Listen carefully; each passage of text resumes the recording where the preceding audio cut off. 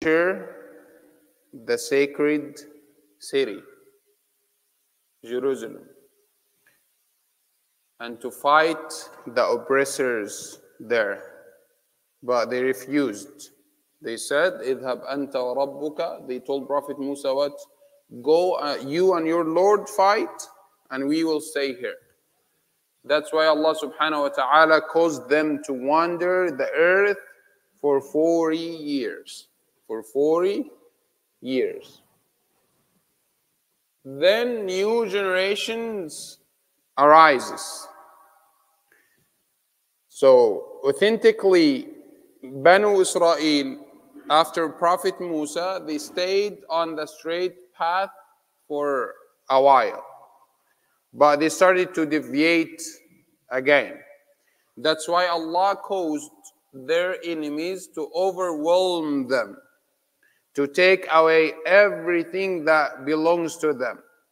Their families, their children, their honor, their dignity, and most importantly, the belongings, the treasures of Prophet Musa and Harun alayhim as-salam. So when this new generation arises, they have this courage. We want to restore our belongings back. We want to restore our things back, our dignity back, our honor back. So they asked their prophet, "Ib'ath lana malikan nuqatil fi sabilillah." If you have your phones or the Quran with you, open Surah Al-Baqarah, verse number 246. 246. So you live up to this. So they told their prophet, "Ib'ath lana malikan nuqatil fi sabilillah." We want to fight. We want to restore our things back. So we are asking you to ask Allah to appoint someone, a leader on the top of us, so we can restore our things. So the Prophet told them, هَلْ عَسَيْتُمْ إِن كُتِبَ عَلَيْكُمُ الْقِتَالُ أَلَّا تُقَاتِلُوا. This is the second, or like the third or the fourth. I don't know how many asl we said last time. So this is the first asl in today's lecture. Sincerity. Sincerity. Why sincerity? Because the Prophet told them, if Allah prescribed fighting upon you, will you go and fight? Or it is just like lip service? Your actions will go hand to hand with your words, or you're just saying like words, just empty words, lip services, that's it, nothing more. So if you are sincere, that teaches you what? You have to learn this, so you teach it to your kids and your beloved ones. If you are sincere in your statements, you have to do what? Prove it with actions. Prove it with actions. Don't just say, yes, I want to do this. I want to finish the Quran reading, recitation, and understanding in the month of Ramadan. This is just statement, clear statements. But Ramadan comes, Ramadan goes, and you didn't even touch the Mus'haf. So you have to prove your statements with actions. That's why the Prophet told them what? If Allah prescribed fighting upon you, will you go and fight? They said, yes, of course. وَمَا لَنَا. Of course we'll do so. How could we not fight? وَقَدْ أُخْرِجْنَا مِنْ دِيَارِنَا وَأَبْنَائِنَا. Like everything were taken away from us. Everything. Our families, our children, our dignity, our honor. So what? Like how could we not fight for this cause? We will. You just ask Allah to appoint someone and we will do it. Don't worry, no worries. We will do this. So the Prophet told them, okay, you want to fight, huh? In order for you to achieve this, there are certain instructions now. Allah said, Talut, he is your leader. Talut, he is your leader. Common sense, after this firing up and encourage that you want to do this great cause, restore everything belongs to you. When the Prophet tells you X, Y, and Z, he is your leader, what you should do? Huh? Follow him, right? Common sense.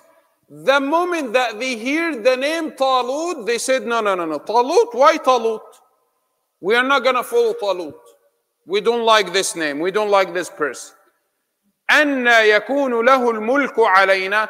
How come someone like Talut be a leader on the top of all of us? How come? He's broke. He's financially broke. He cannot be a leader. We are the elites. He cannot be a leader on the top of us. So the Prophet told them, you asked for a leader, you didn't name anyone, and Allah gave you appointed certain individual for you. And Allah said, why Talut? He's fit for the mission. Why Talut? He's fit for this mission.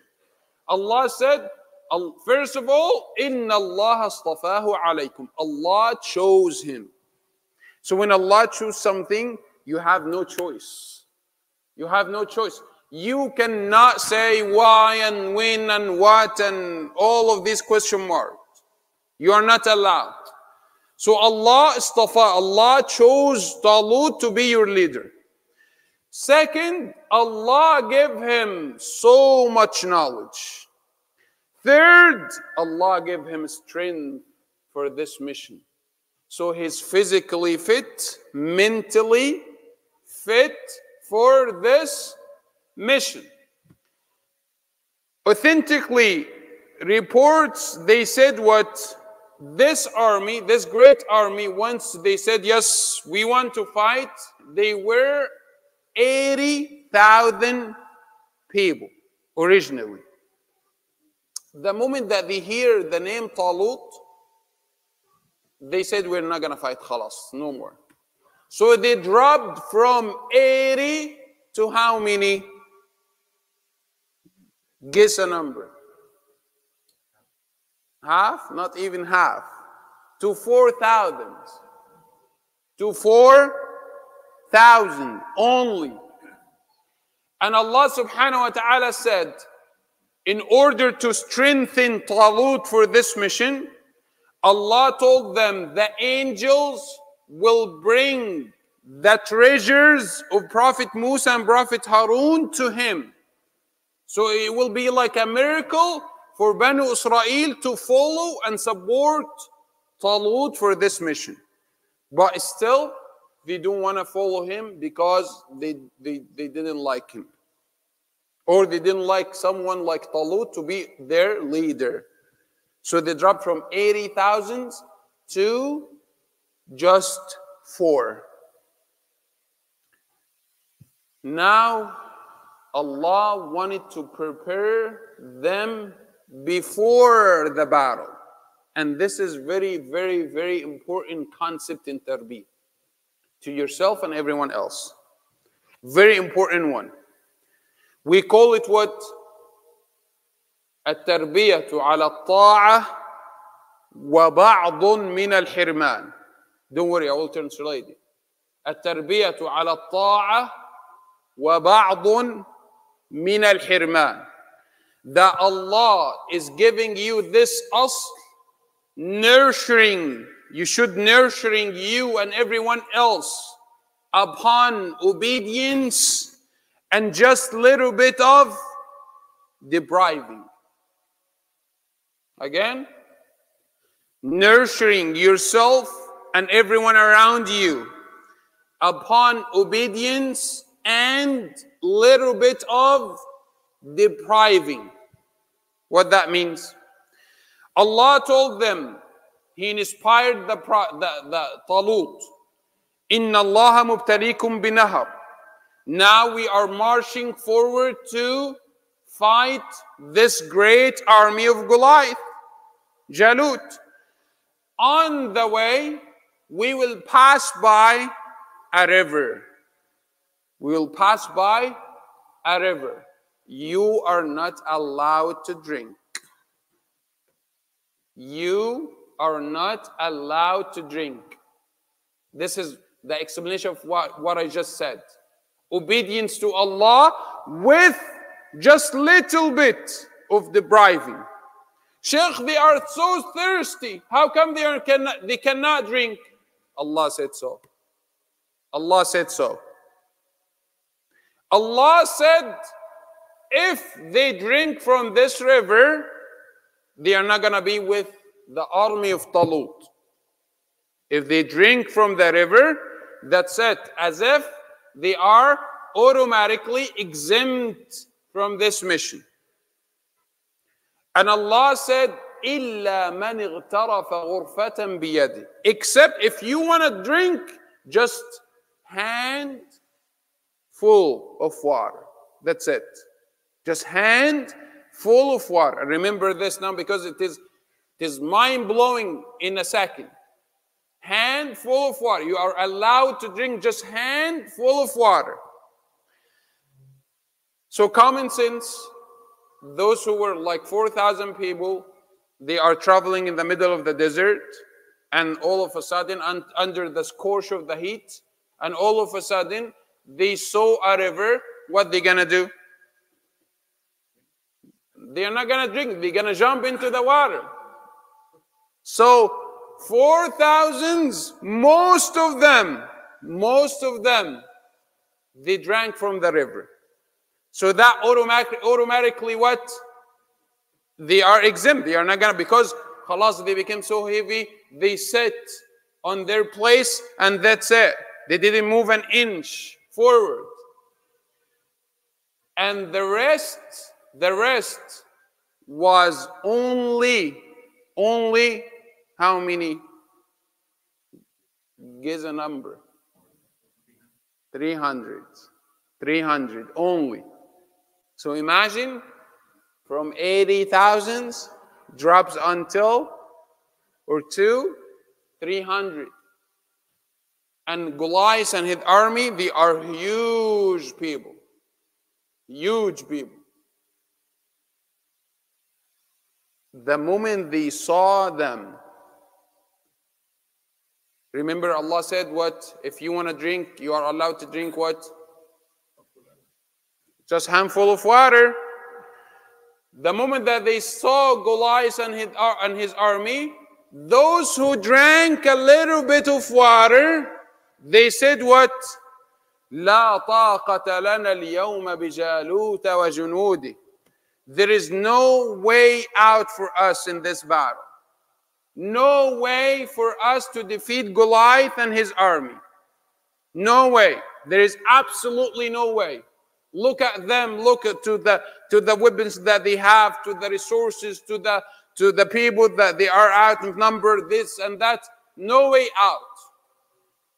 Why they said this? Because they just drank a little bit.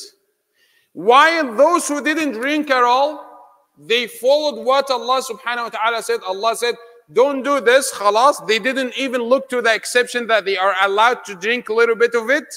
They said what? كم من فئة قليلة غلبت فئة كثيرة بإذن الله. Just don't worry about it.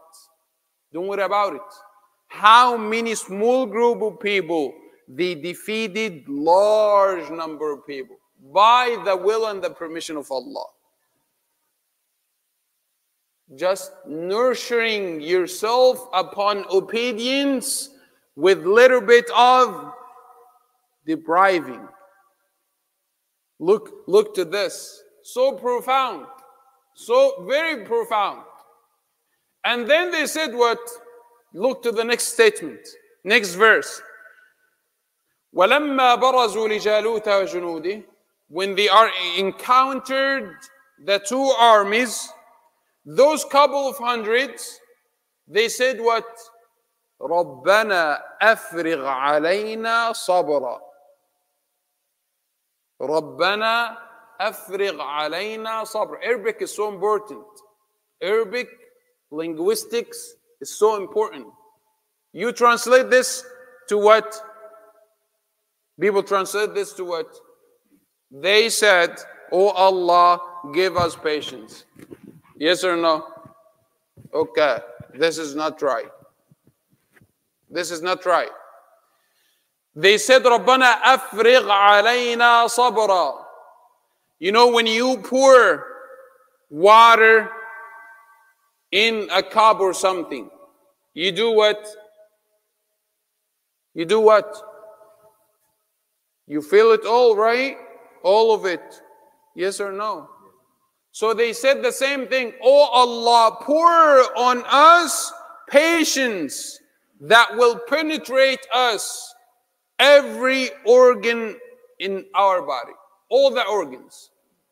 All the, they didn't say, "Oh Allah," they didn't say, "Rabbana atina sabra," or just give us sabr. No, they didn't say this. They said, "Afrigh alayna sabra." Oh Allah, pour on us patience that will penetrate our minds, our hearts, our arms, like it will fill our body with patience. So profound. وَثَبِّتْ أَقْدَامَنَا, make us firm, make our feet firm. We don't want to be like cold feet when we see this army, Goliath and his army. وَانْصُرْنَا عَلَى الْقَوْمِ الْكَافِرِينَ. Oh Allah, give us victory today. Why? Why are they saying all of these statements? Because they learned this asl. They learn first, they have this ta'alluq with Allah. Second, they learn this asl, obedience to Allah Azza wa Jal, even though if there is a little bit of depriving. Then what? Allah subhanahu wa ta'ala said what? Allah said in the Quran, فَهَزَمُوهُمْ بِإِذْنِ اللَّهِ. Allah just give you the end results of this battle. They defeated them. But you should know what happened exactly. What happened? Who killed Goliath? Dawood alayhi salam. How? How? Because this is very important. Dawood alayhi salam wasn't even in the army. Dawood alayhi salam, he had 13 brothers. At that time, he was just 18, 20. So how many brothers? 13 brothers. All of them, they were in the army. And his occupation with what? Shepherd. Shepherd. So he said, "Yeah, I heard about this battle, that everyone, they are summoned for this. So let me go check upon who? My brothers. Let me go check upon my brothers." On the way, this is the second asl now.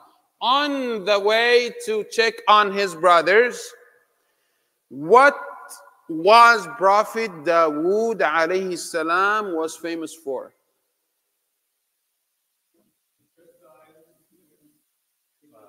This is later. Huh?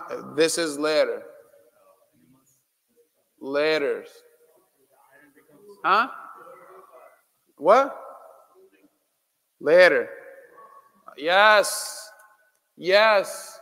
Remembrance. Dhikr of Allah all the time. Dhikr of Allah all the time. That's why Allah told you in the Quran, "In ya jibalu awwibi ma'ah." Yeah, pay attention to this. Ya jibalu awwibi ma'ahu. Allah commanded the mountains, "O mountains, Say dhikr with Dawood. Imagine you are walking and the mountains, the Prophet said the mountains were moving, chasing Dawood alayhi salam because they just want to hear his dhikr. Allahu Akbar. He just want to hear his dhikr. This teaches you what?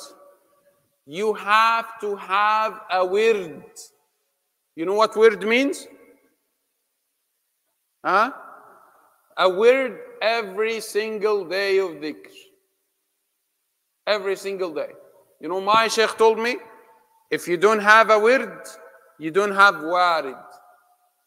If you don't have a designated time for dhikr every day, dhikr, Quran, knowledge, fiqh, hadith, whatever, if you didn't have this, you won't have any produce. That's why Prophet Dawood all the time, he used to say dhikr all the time, and Allah inspired mountains to do the same thing as well. On his way, he heard a stone saying, Ya Dawood, I want to go with you. Just take me with you. So he said, okay. He took it and put it in his bag. And then he continued with what? With his dhikr. And then he heard another stone saying what? Ya Dawood, just I want to go with you. Just take me with you. And this is a miracle. He has this ta'alluq with Allah. That's why it is normal for him. So he said what? Okay. And he put it in the bag. And he heard that the third stone saying what? Ya Dawood, I want to go with you. Just take me with you. And he said, okay. And he put the third stone on his back. And he went to check on his brother. He wasn't in the army at all. And then he heard about all of this. Couple of hundreds, they just waiting. The moment that Dawood alayhi salam arrived, the battlefield, he heard Goliath saying what? Is there any challenger? Just, you have anyone? Just come, show up. Show yourself up. So no one wants to go because he is huge. No one wants to move forward. So Dawood asked Talut to give him permission that he want to be this person. So Talut told him, like, how come, ya akhi? Look at you, you're short, you're this, like, you don't have a weapon, no sword, no horse, no shield. You want to fight Goliath, the great, huge. Are you sure? He said, yeah, I have my own ways. Don't worry about it. His own ways is what? Huh? No, before the stone. Dhikr. Don't forget this asl. Don't forget this asl. He said, I have my own ways. Don't worry about it. He said, no, but you cannot go like encounter him like just like this. Take this sword and take this horse and put the shield on and say Bismillah and go. He said, okay. He mounted on the horse, having the sword on his hand and the shield. He like steps 2-3 steps forward, and then he came back. He said, so the moment that the people saw him, they said what? No, he's coward now. He's so scared to face Goliath. And then he went to Talut saying what? No, I don't need this stuff. I cannot fight with this. So the akhi, are you sure? You are throwing yourself now in tahluka. Are you sure you want to do this? He said, yeah, I have my own ways. Don't worry about it. And then he encountered Goliath. With what? With what was his weapon? The stones. But we call it what in Arabic? Miqla'. Miqla'. What is miqla'? You know our brothers in Palestine, they use this. You know the catapult. Okay? You put the stone on this with the tension force, you swing it, and then that's it. Khalas. So he did this. And subhanallah, the 3 stones becomes what? Becomes 1 stone. And it hit Goliath on his head, it goes from the other side. Allahu Akbar. Eventually, what was his weapon? Not the stone, the dhikr. And before dhikr was what? Ta'alluq with Allah Azza wa Jal. Ta'alluq with Allah Azza wa Jal. If you have Allah, it doesn't matter who's in the other side. It doesn't matter how powerful they are, how big, how much resources they have. It doesn't matter. But you have to take this step, this initiative, to have this asl, ta'alluq of Allah subhanahu wa ta'ala, obedient to Him with a little bit of depriving, even though He tells you this is not allowed, you can do everything. Everything is halal. Right? Until what? Is proven haram. So can I walk? Yes. Can I sit? Yes. Can I sleep? Yes. Can I eat? Yes. Can I drink? Yes. But unless Allah tells you what? Don't do it. And the third asl, that remembrance of Allah Azza wa Jal, the wird of adhkar, the wird. Make your tongues wet with the remembrance of Allah Azza wa Jal. And the moment that Goliath fall on the ground, Dawood alayhi salam took his sword, the sword of Goliath, and he shaved his head. And everyone was like, seeing this scene. It's amazing. How come this young boy did this? Through what? Through what, ya shabab? Dhikr. Dhikran ta'alluqu Allah Azza wa Jal. Talut, the king, that Allah appointed him on the top of this army. He said what? The one who will kill Goliath, I will give him my daughter into nikah and marriage. And she was beautiful. Beautiful. And he said what? I will share with him half of my kingdom. I will give him half of my wealth. 18 years old boy. He got all of this. So your status, your physical, mental strength will be determined by how much istighfar and dhikr you do to Allah Azza wa Jal. Allah said what concluded this story with what? وَقَتَلَ دَاوُودُ جَالُوتَ. Dawood alayhi salam, he killed Goliath. وَأَتَاهُ اللَّهُ الْمُلْكَ وَالْحِكْمَةَ وَعَلَّمَهُ مِمَّا يَشَاءُ. Allah gave him everything, kingdom, wisdom, and He taught him everything. Just look to the consequences of having this usul in your life. This is not just for you. This is for you and your kids, if you have your kids, if you have any. You have to teach them this usul. Tonight will be the 9th night of Ramadan. You read this chapter of Surah Al-Baqarah the first night of Ramadan. Yes or no?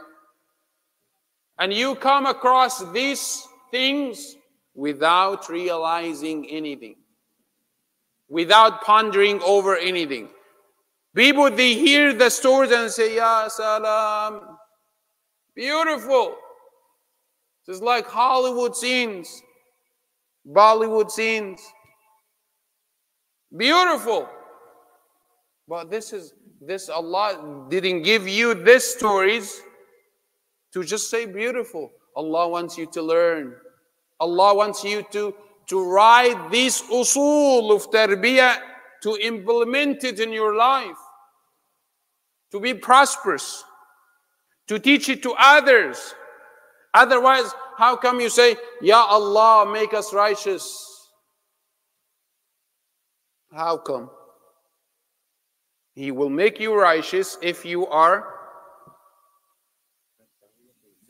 have ta'alluq, have dhikr, have this usul. Oh Allah, make our kids righteous. Oh Allah, they're giving me hard time. Yeah, they will. Why? Because you didn't have this usul in your life. So write it down. Write this usul in your life, in like paper, notebook, whatever. The one that we just mentioned now, the one before, add it together. Every time when you come across the first juz, you put the first asl there, as we said. Verse number 21 was the last lecture. Then the second juz, the second chapter, verse 246 till 251. Just put this note there to remind yourself all the time with these usul. We ask Allah subhanahu wa ta'ala to give us the ability to practice. We ask Allah subhanahu wa ta'ala to make us among those who listen to the speech and for the best of it. We ask Allah subhanahu wa ta'ala to allow us to practice these usul of tarbiyah. Allahumma ameen. We ask Allah subhanahu wa ta'ala to give us the ability to implement these usul of tarbiyah. Allahumma ameen. ربنا آتنا في الدنيا حسنة وفي الآخرة حسنة وقنا عذاب النار وادخلنا الجنة مولانا مع الأبرار وصل اللهم على سيدنا محمد وعلى آله وصحبه أجمعين وآخر دعوانا الحمد لله رب العالمين. جزاكم الله خير. السلام عليكم ورحمة الله.